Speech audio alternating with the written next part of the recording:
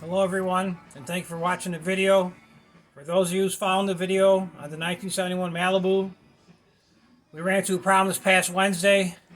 I took it to the track. I had changed the rear end to 411s with the Auburn posi unit. I also upgraded my carburetor to a 750 Summit vacuum secondaries, and upon taking it to the track under heavy acceleration between second and third gear, I lost fuel pressure. So today I'm going to do a quick video on how to change the mechanical fuel pump. I ordered a Summit high volume mechanical fuel pump.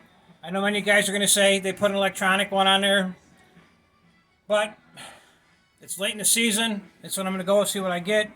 If the results aren't good, not many days left to try it and test it, then I'll turn to an electrical fuel pump in the future. So here it is. It's $55 from Summit. Got to put your fittings in there. This little rod on the side. There's a little piece of steel on the side of the manifold that runs off the carburetor, and it pushes this in and out, which causes a vacuum to pull the gas and push it into the carburetor. So this is really pretty easy to do. It's a 9/16. It's right here on the side of the block. I got this right here. It's from the gas tank. And this goes to right here, the inlet to feed the gas to the carburetor. So it's just a flathead screwdriver. Mechanical difficulties. I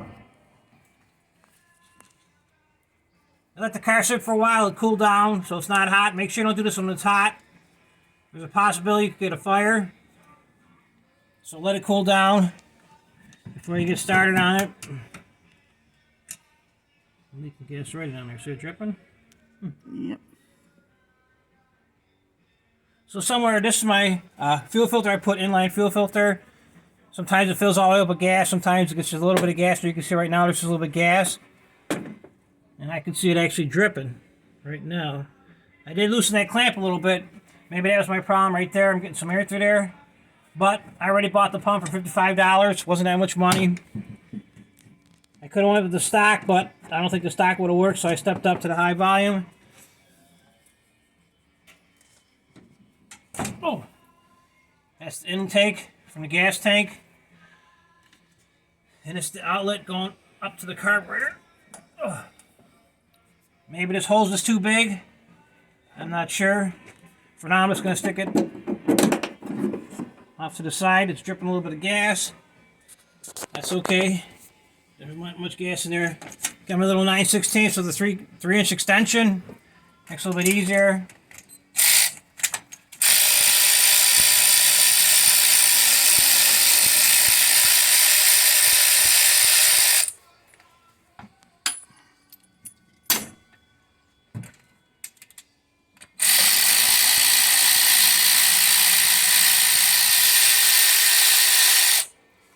Okay, so we got a pretty good gas leak right now.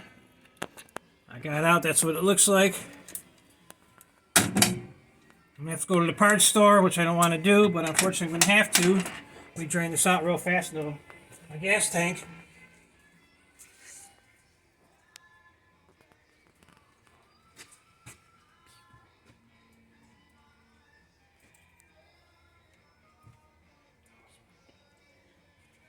So you see, that fitting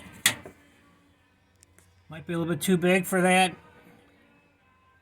I'm not sure, but I'm going to get new hose from the gas when I go to the parts store. Because if you look at the new one, it's got threaded fittings.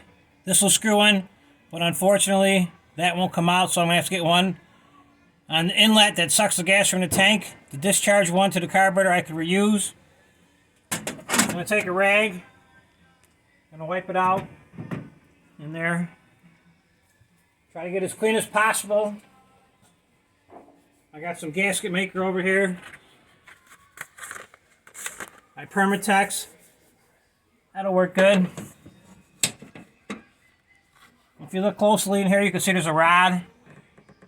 You got to push that rod up. Easier said than done, but you get it if you put the new carburetor on. Because that little rod will drop down, and that little rod has to sit on this.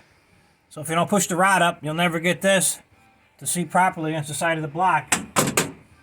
After a couple times of doing it, you'll know. I'm going to put a screwdriver in there so I can get a hold of it, push it up. Might come easy. If it doesn't come easy, there are two 7/16 right here. You have to take them out, slide the rod out, put some grease in there that you grease your joints with, and just push it up, and I'll use it to hold it back up in place by putting it back together. So, it's not going too easy. No smoking either. Not a good time to smoke. So I'm going to pull that plate off. I really don't want to pull that plate off, but I'm going to do it this far. So I'm going to take the plate off. Really simple. Pretty sure it's a 7/16.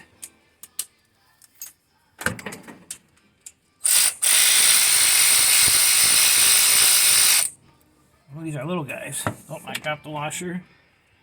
That's okay. We'll get it after the video before I put it back together.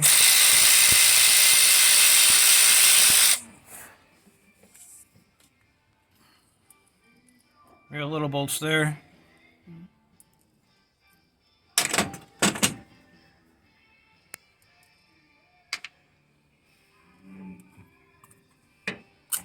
Got it off. I'm going to clean it up. I'm going to try to save that gasket because I don't have that gasket, but I'll put some gasket maker on it. A real thin coat. There's the rod. You can see it's dropping out. That rod is ran by the camshaft. The camshaft goes around and it keeps pushing. And the pressure of the fuel pump arm actuator in there, it pushes it back up and just goes up and down, up and down, up and down. And there it is. Don't forget to put that back in, because if you forget to put it back in, you're not going to get no pressure because it's not going to make a vacuum. So I'll clean this up. Some people say get a new one when you order a fuel pump. It's up to you. I'm going to roll the dice and not get a new one. I'm going to say it's such an easy change to do. And I'm not going to spend 20 extra bucks on that rod. But maybe it was a big mistake that I didn't get the rod. We'll find out when I start to put it back together. So I'm going to clean it up. Start putting it back together. Check out my lines. And see what I got. So for right now, this is going to be part 1 of the video. I'll make part 2 in a couple minutes. Get everything cleaned up. I don't want to bore you by just watching me put the parts back in and clean them. So thank you for watching. Please subscribe to the channel. And I will make part 2 shortly. Thank you. Don't forget to subscribe.